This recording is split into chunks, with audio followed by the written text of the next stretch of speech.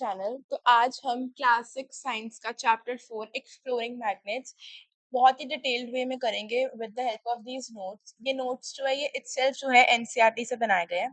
So we will be covering each and every line of NCERT along with every activity plus observation and conclusion involved in it. So we'll start with the chapter beginning with the opening story. So Reshma lives in a coastal town in Kerala and loves writing short stories with her grandmother. Enjoys listening to. For her grandmother's 60th birthday, Reshma is writing a new story about a ship carrying spices from Kerala for trade in the olden days. In her story, sailors normally use the stars to find directions at night, but Reshma creates a problem. The ship gets caught in a storm, the sky becomes overcast, and the stars are no longer visible. Without stars, how could the sailors know which way to sail?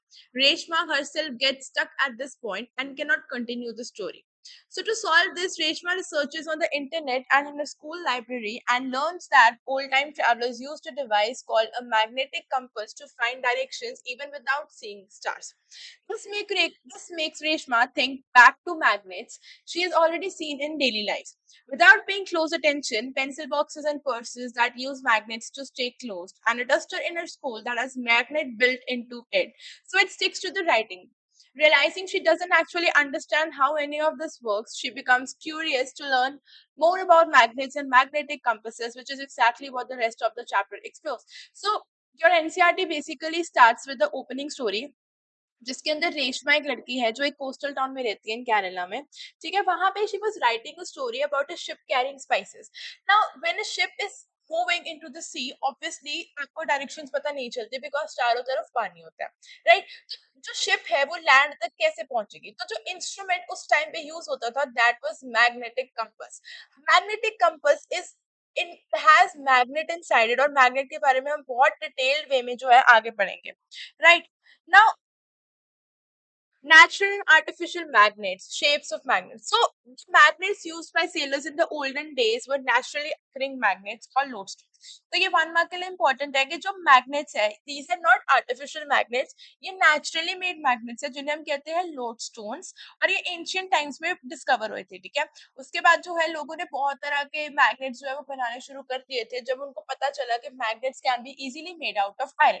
ठीक है, तो आज हमारे पास बहुत different तरह के magnets हैं जिनका डिफरेंट डिफरेंट पर्पस है, जो डिफरेंट डिफरेंट मटेरियल्स के लिए यूज होते हैं। आप देखोगे in fact you will have artificial magnets in your pencil box.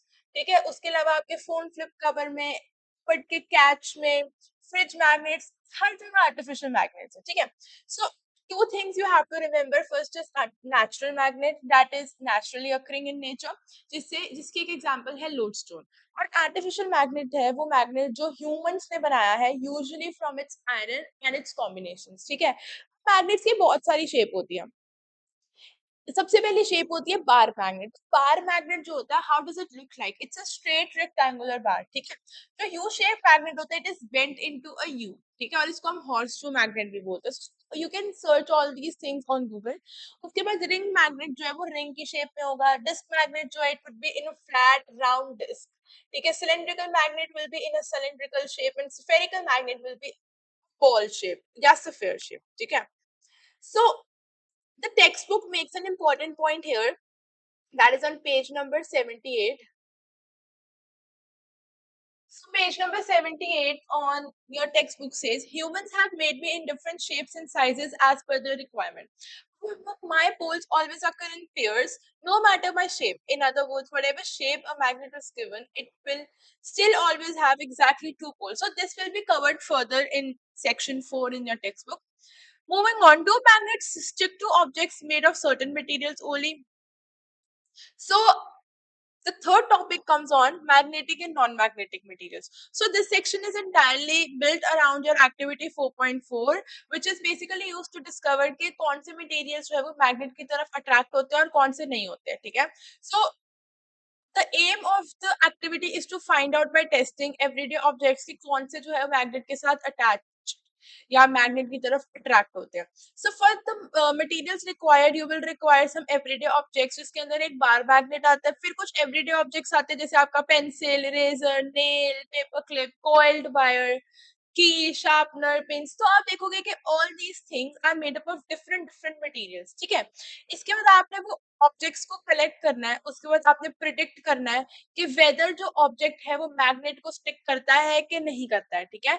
You have to hold the magnet near that particular object one by one and you will see कि जो material है या जो सामान है या जो मटेरियल है वो आपके मैग्नेट के साथ अट्रैक्ट करता है कि नहीं करता है।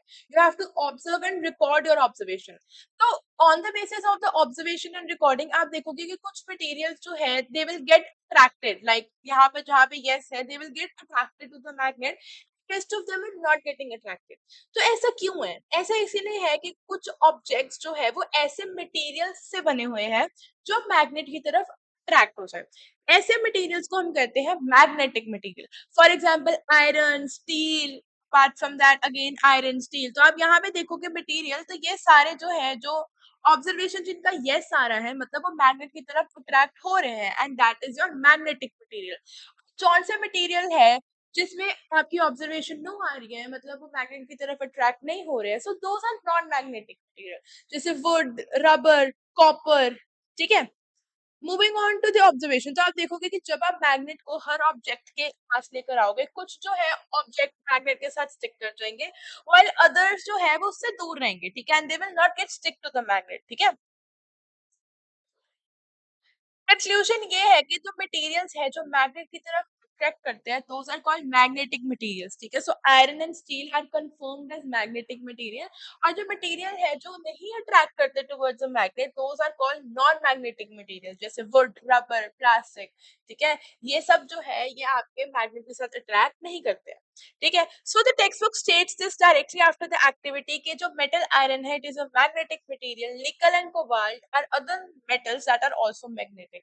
So apart from the observation noted in the activity, nickel and cobalt, you should learn this for 1 mark कि ये जो मेटल है ये भी मैग्नेटिक है, ठीक है। और कुछ इनके कॉम्बिनेशन में जैसे आप आयरन और निकल का अगर कॉम्बिनेशन बना दोगे तो वो भी जो है आपके मैग्नेट के साथ अट्रैक्ट होंगे, ठीक है। सो एक्सप्लेनेशन, सो एवरी मटेरियल, जितने भी मटेरियल है वो टाइनी टाइनी एटम्स से बने होते हैं, ठीक है। और जितने भी टाइनी एटम्स है they all behave like a small magnet, ठीक है। जैसे इलेक्ट्रॉन्स बेसिकली आपके उसके अंदर मूव करते हैं ऑब्जेक्ट के अंदर, so they behave like a small magnet, ठीक है। और इन सम मोस्ट मटेरियल्स ये जो काउंटलेस टाइनी एटॉमिक मैग्नेट्स होते हैं, टाइनी एटॉमिक मैग्नेट्स कुछ नहीं है। अब ये याद रखो बस, it is like tiny tiny atoms या टाइनी टाइनी मटेरियल्स जो एक ऑब्जेक्ट के अंदर होते हैं। एक मटेरियल जो है वो मल्टीपल एटम्स से बना होता है जब वो साथ में आते हैं, ठीक है। तो these countless tiny atomic magnetic जो है वो रैंडमली पॉइंट करते हैं इन मिक्स डायरेक्शन, ठीक है। तो उनके इंडिविजुअल पुल्स जो है आपस में कैंसिल आउट कर देते हैं, और मटेरियल जो है वो नो ओवरऑल मैग्नेटिज्म जो है वो शो करता है, ठीक है। सो अगर हम बात करें आयरन, निकल और कोबाल्ट की, इसके अंदर जो नेबरिंग एटम्स है they are made up of lines और ये फेस करते हैं इन सेम डायरेक्शन, इसीलिए इनका बहुत स्ट्रॉन्ग पुल आता है, ठीक है। और इनका आपस में पुल जो है वो कैंसिल आउट नहीं होता है। So this is something out of your book and out of your syllabus, but yeah, you should know this. Moving on to the poles of magnet. So for that we will investigate activity 4.2 जिसके अंदर हम find out करेंगे कि एक जो magnet है वो magnetic material को इक्वली अट्रैक्ट करता है ऑल ओवर इट्स बॉडी। मतलब अगर एक रेक्टेंगुलर मैग्नेट है तो क्या जितना भी मैग्नेट का पोर्शन है, जितना भी मटेरियल है वो सारा इक्वली डिस्ट्रीब्यूट होगा मैग्नेट में, कि कहीं प्लेसेस पर स्ट्रॉन्ग पुल आता है, ठीक है। For that you will require some iron filings. Iron filings क्या होती है? बहुत छोटे छोटे pieces of iron. Then you will require a sheet of paper and a bar magnet. Procedure क्या करना है, आप आयरन फिलिंग्स को जो है वो शीट ऑफ पेपर में बिखेरो, ठीक है। उसके बाद उसके ऊपर बार मैग्नेट प्लेस करो, ठीक है।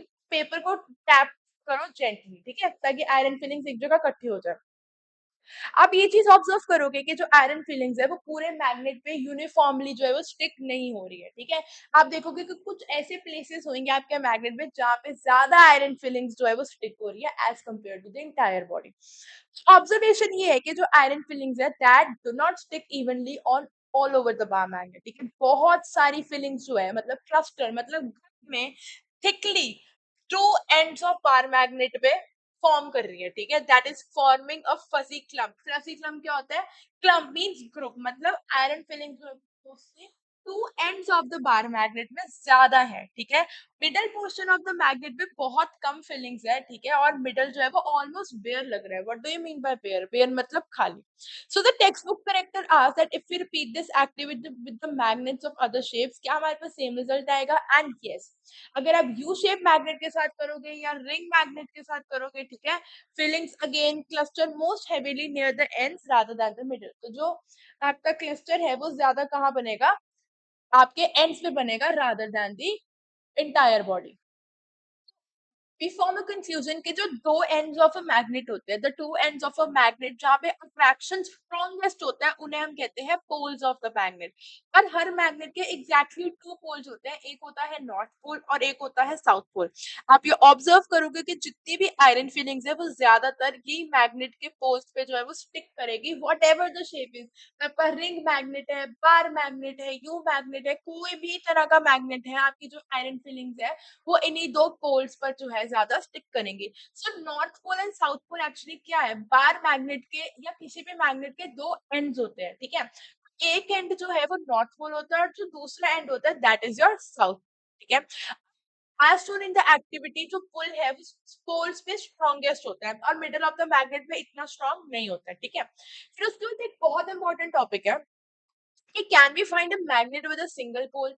अगर आप एक बार मैग्नेट लो और उसको तोड़ दो, कहोगे कि यार नॉर्थ पोल अलग हो गया, साउथ पोल अलग हो गया, हम उसको बीच में से तोड़ देते हैं। दिस इज नॉट पॉसिबल, ठीक है। आप उस मैग्नेट को तोड़ दोगे लेकिन वो पोल्स कभी डिसअपेयर नहीं होंगे। जब वो आप तोड़कर आपके दो अलग अलग मैग्नेट्स बनेंगे तो वो हर मैग्नेट का नॉर्थ पोल और साउथ पोल जो है वो जरूर होगा, ठीक है। अगर आपने एक मैग्नेट को दो हिस्सों में तोड़ा, एक जगह आपका नॉर्थ पोल है और एक जगह आपका साउथ पोल है, ठीक है। So north pole and south pole is always existing in pair. अगर आपका पीस ऑफ मैग्नेट भी है ना, एक नॉर्थ पोल जो है या एक साउथ पोल जो है वो हमेशा को एग्जिस्ट करते हैं, मतलब साथ में एग्जिस्ट करते हैं। ऐसा नहीं है एक मैग्नेट में एक ही पोल हो, ठीक है। So again, ये atomic magnets होते हैं. These are all lined up in one direction, and this is extra. You can go through this, but this will not be the part of your examination. ठीक है? Moving on to fifth, finding directions. यहाँ पर हम aim करेंगे कि to find out कि क्या direction जो है magnet जो है वो point करता है। अगर आप एक magnet को freely suspend कर दोगे हवा में, तो magnet जो है वो किस तरफ point करेगा? You can see the corresponding diagram of this activity in your textbook also. तो इसके लिए आपको मटेरियल्स क्या क्या चाहिए? You need a bar magnet, you need a thread and a support. Support कहाँ है? जहाँ पे आप थ्रेड बांध सको और जहाँ पर जो मैग्नेट है वो फ्रीली सस्पेंड हो जाए। Then you will need a small iron bar, ठीक है। अब इसका प्रोसीजर क्या है कि आप एक बार मैग्नेट को सस्पेंड कर दो विद अ थ्रेड टाइट, ठीक है। मिडल, जैसे एक बार मैग्नेट लिया उसके मिडल में थ्रेड टाई करो, तो उस बार मैग्नेट को जैसे रस्सी से पकड़ते नहीं है वैसे उसको फ्रीली सस्पेंड कर दो हवा में, ठीक है। और स्ट्रिंग की पोजीशन को तब तक एडजस्ट करो जब तक मैग्नेट जब बैलेंस ना हो जाए। बैलेंस मतलब हिलना डुलना बंद ना कर दे, ठीक है। उस बाद मैग्नेट को जेंटली रोटेट करो हॉरिजॉन्टल डायरेक्शन में, तब तक करो जब तक वो रेस्ट पे ना आ जाए, ठीक है। और उसकी पोजीशन मार्क करो, position of the two ends of the magnet on the ground, और उन टू मार्क्स को जो है लाइन से ज्वाइन कर दो, ठीक है। ये लाइन जो है वो क्या शो करती है? ये लाइन शो करती है डायरेक्शन, कि किस डायरेक्शन में मैग्नेट जो है वो रेस्ट पर आया है, ठीक है। फिर मैग्नेट को दोबारा रोटेट करो, उसको जेंटली पुश करो, आप देखोगे कि अगेन उसी पोजीशन पे रेस्ट पे आएगा। You can do this activity at your home, ठीक है। आप देखोगे कि जो लाइन ड्रॉ किया, आप मैग्नेट को जितना मर्जी पुश पे आएगा, it will be always in the same line. तो वही ऑब्जर्वेशन बोल रहा है, इट सेज एवरी टाइम एक सस्पेंडेड बार मैग्नेट को आप किसी भी साइड पे रोटेट करो और उसको सेटल होने के लिए अलाउ कर दो, तो वो जिस पॉइंट पे, मतलब वो जब रेस्ट पे आएगा, it will be always along the same line, ठीक है।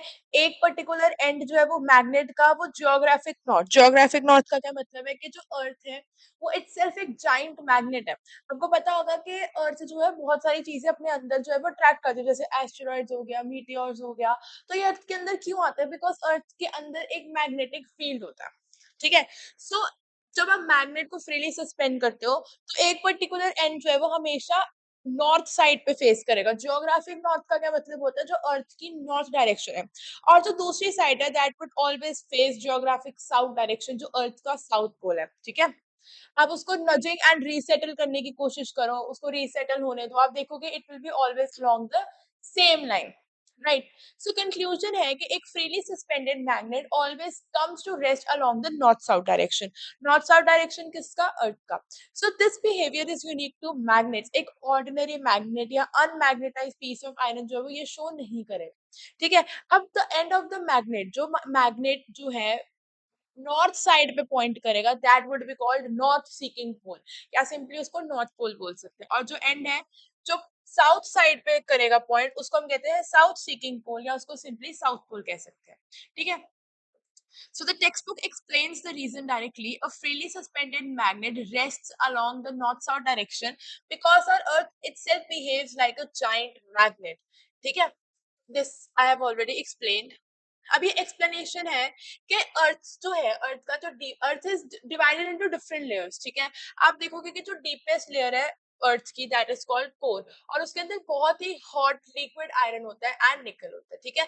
जब अर्थ रोटेट करती है तो ये जो मोल्टन मेटल है, ये जो आयरन है, ये निकल है, ये क्या करता है? चर्न करता है, ठीक है, और फ्लो करता है, ठीक है। तो वो चर्न और फ्लो की वजह से काइनेटिक एनर्जी बढ़ जाती है। जिस काइनेटिक एनर्जी क्या होता है कि जब कोई ऑब्जेक्ट मूव करता है तो उसके अंदर एक सॉर्ट ऑफ एनर्जी आ जाती है, उसे हम कहते हैं काइनेटिक एनर्जी, ठीक है। तो जब लिक्विड मूव करता है वो जनरेट करता है मैग्नेटिक फील्ड को, ठीक है।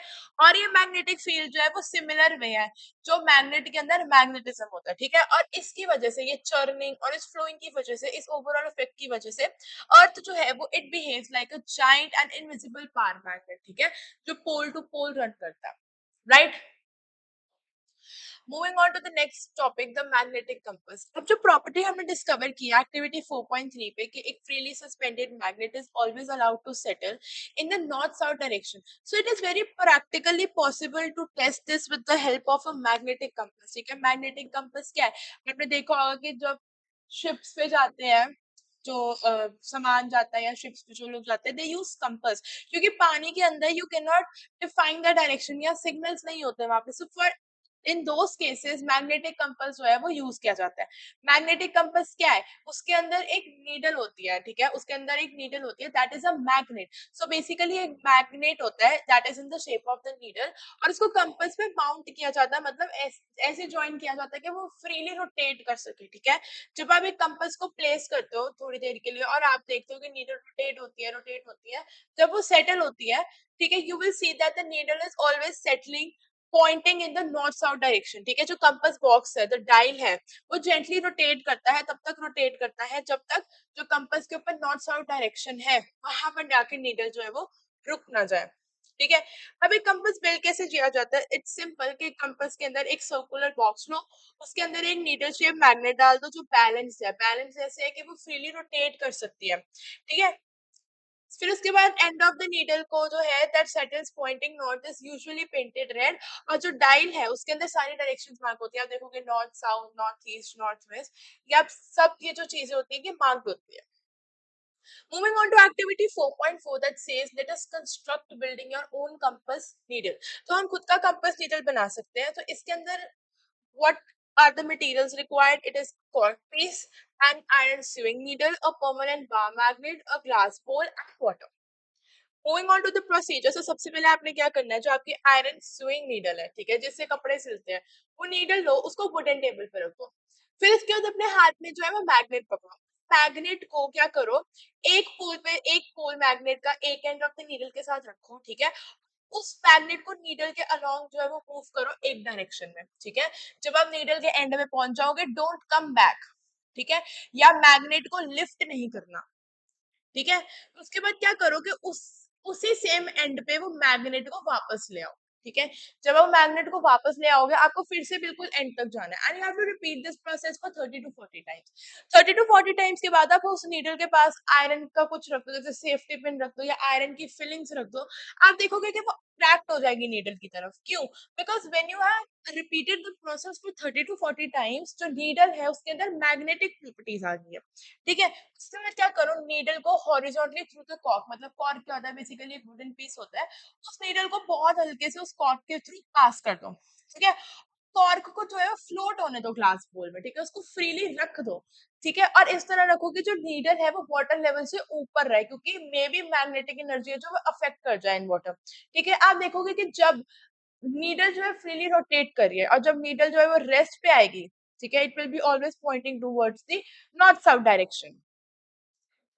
सो आफ्टर बीइंग स्ट्रोक, जब आप एक नीडल को 30 to 40 times in the same direction में स्ट्रोक करते हो और वो भी same pole of the bar magnet के साथ, तो जो नीडल है वो आयरन फिलिंग और स्टील पिंस को क्या कर लेगी, अपनी तरफ अट्रैक्ट कर लेगी, जिस जो ये शो करता है that needle has itself become a magnet. ठीक है, फिर उसके बाद जब वो फ्रीली बोल ऑफ वाटर पे फ्लोट करेगी, नीडल टर्न करेगी, सेटल करेगी, और कहाँ सेटल करेगी, again in the north south direction, similarly जैसे एक बार मैग्नेट ने किया था। ठीक है, उसके बाद कॉर्क को स्पिन करो, अपने हिसाब से उसको हिलाओ, रोटेट करो, और उसको फिर से सेटल होने दो। ठीक है, and you will again see that the direction doesn't changes randomly, it will always be north south direction. ठीक है, कंक्लूजन है कि एक प्लेन आयरन नीडल है, it can also turn into a working magnet if you completely and if you repeatedly stroke it with one pole of the real magnet। ठीक है, एक ही direction में, भाई वापस नहीं आना उसको लेके, you have to go through in the same direction. Bar magnet को उठा के फिर से एक एंड में ले आओ, फिर एंड तक जाओ, फिर वापस उस एंड पे लेके आओ, फिर वापस जाओ। ठीक है, so this magnetised floating needle किसकी तरह बिहेव करती है, एक मैग्नेटिक कंपास की तरह। ठीक है, डू यू नो द मत्स्य यंत्र, long before the modern box magnetic compass came into common use। Before magnetic compass, जो आजकल कंपास चलते हैं ग्लासेस के, वो यूज में आने से पहले एक बहुत ही सिमिलर डिवाइस था। सिमिलर जो हमने ऊपर बनाया वैसा ही एक फ्लोटिंग नीडल कंपास जो था, वो इंडियंस यूज करते थे for navigation at sea. Navigation मतलब जगह ढूंढना, डायरेक्शन ढूंढना। ठीक है, सो उसके अंदर भी एक मैग्नेटाइज होता था और फिश शेप्ड आयरन पीस होता था। ठीक है, फिश शेप्ड आयरन पीस होता था that kept on floating in vessel of oil, वो फ्लोट करता रहता था वेसल में। ठीक है, और उसको हम कहते थे मत्स्य यंत्र। ठीक है, या मत्स्य यंत्र, मत्स्य यंत्र क्यों, because it was fish shape. Science behind क्या है, अब देखो ये जो पार्ट है, this is not the part of your syllabus, but पता होना चाहिए कि जब भी एक चीज है, जितनी भी चीजें हैं यहाँ पे, it is all made up of atoms.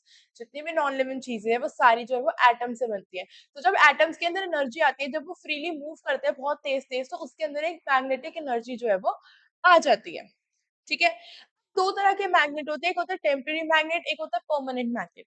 जो टेम्पररी मैग्नेट होता है वो थोड़ी देर बाद अपनी मैग्नेटिक फील्ड जो है वो छोड़ देता है, लेकिन एक जो परमानेंट मैग्नेट होता है वो कभी भी अपनी मैग्नेटिक फील्ड जो है वो ड्रॉप नहीं करता है। ठीक है, attraction and repulsion between the magnets, ये टॉपिक करने से पहले I suggest you an activity.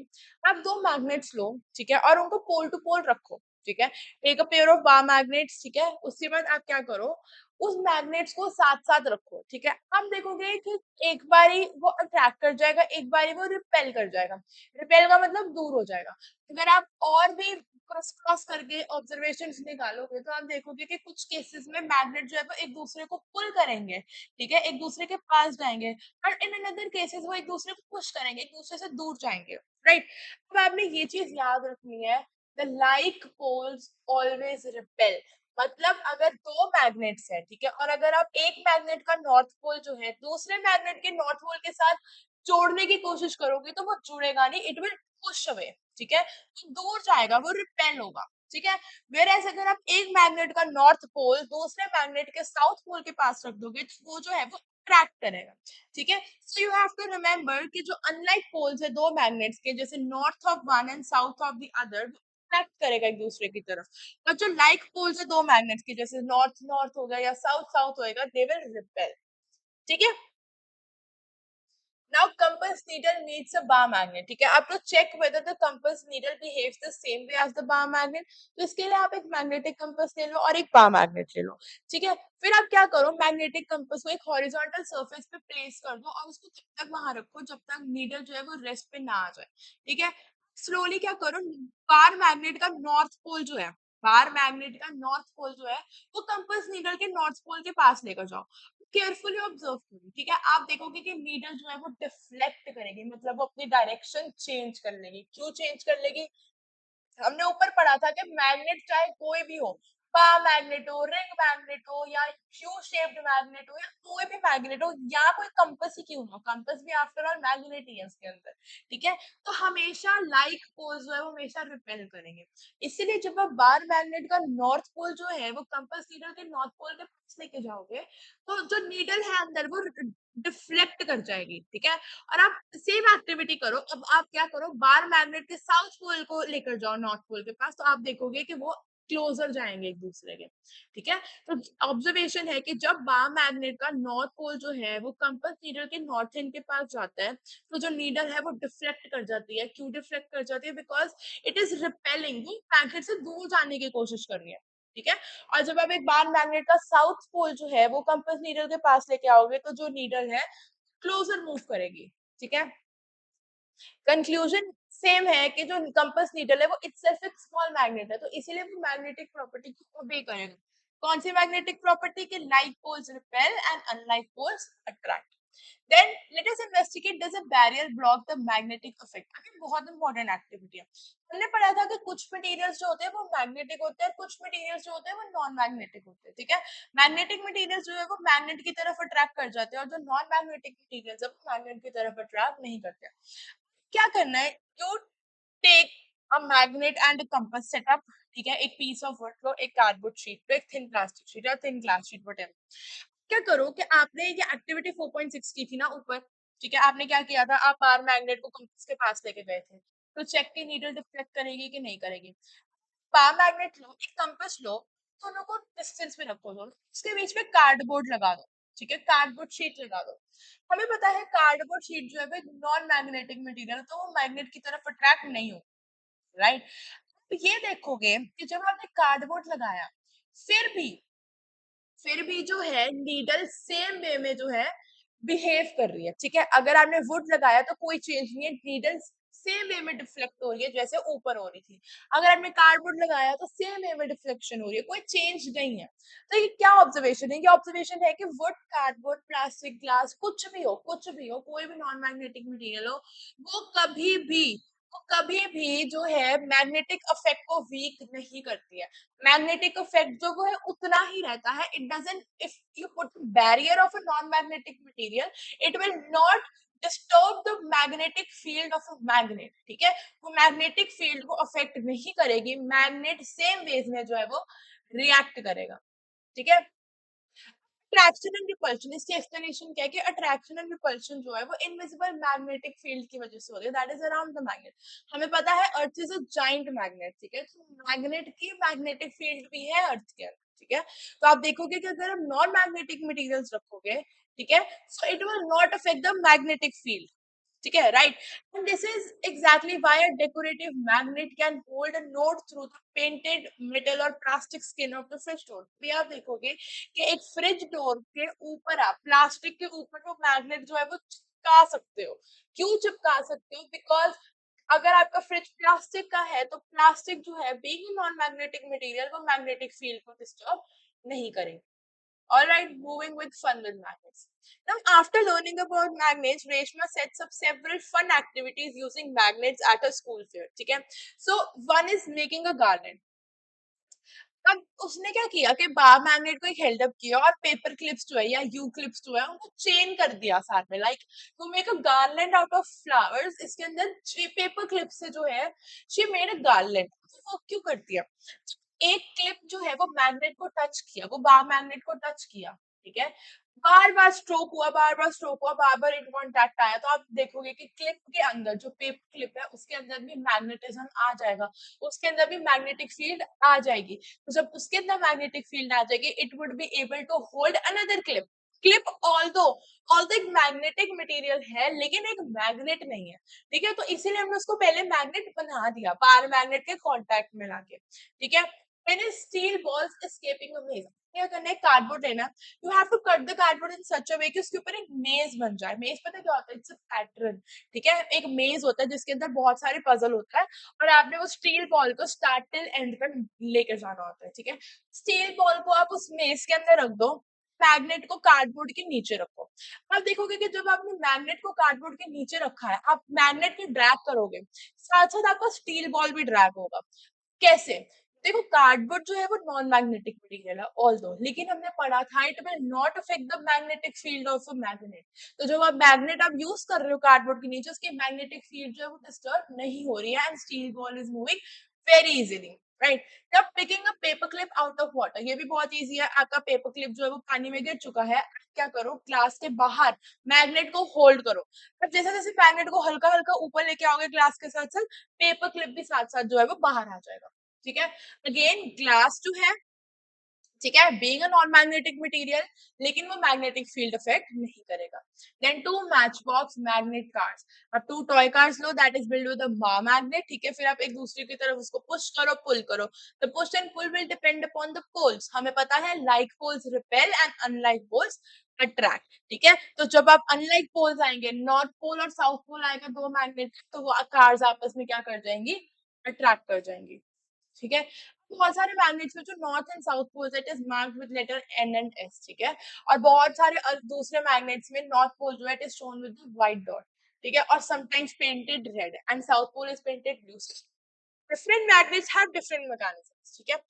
Now the chapter closes this section with a reflective line from Reshma. Magnets can move some objects without touching them. Isn't it not amazing? अब हमने देखा था आप steel ball को without touching उसको move कर पा रहे हो, पेपर क्लिप को without touching you can move it out of the glass. तो क्या है, मैग्नेट्स विदाउट टचिंग भी चीजों को कंट्रोल जो है वो करते हैं, right. Moving on to how to keep magnets safe. Okay, so यहाँ पे सबसे पहले you have to remember that you have to always store the magnets in pairs. You have to always keep unlike poles together, or you can keep wood in between. ठीक है, जब दो बार magnets को आप side by side रख दो, magnets को you have to store in pairs, ठीक है, unlike poles together, ताकि वो attracted रहे. Second point is soft iron pieces across the end. तो दो small bars और soft iron जो है वो आप open ends पे रख दो, ताकि जो मैग्नेट है वो अपनी मैग्नेटिक फील्ड लूज ना करे। देन हम don't heat the magnet or drop the magnet or hammer the magnet, because these kind of physical shocks and heat can disturb a magnet's internal alignment. मतलब basically it will affect the magnetic field. And then keep it away from phones and remotes. जो एक magnet की magnetic field है वो interfere कर सकती है किसके साथ, with the small speaker, sensors या मैग्नेटिक कंपोनेंट्स जो डिवाइस के साथ है, ठीक है। So it can also destroy your device और it can also hamper your device performance. All right. Now moving on to, these are some keywords. You will basically get this PDF in the description box. You can get the link over there. So these are the glossary of some keywords: attraction, bar magnet, magnet that is rectangular bar. Then you have magnetic compass, magnetic materials. We have discussed all these things. Right, now we'll be moving on to the chapter summary. So if you learn each and every concept and if you understand each and every concept with the help of the NCERT activities that I have discussed in the video, this chapter would be very easy. Okay, moving on to the exercise solution. तो अगर आपको in detail exercise solution discussion की video चाहिए, do let me know in the comment section. This is the chapter some explanation exercise, and depending upon that question answers are solved, you can also take the answers from here. That's it for today. So if you like this video, do comment, subscribe and hit the bell icon so that you never miss an update. Thank you very much.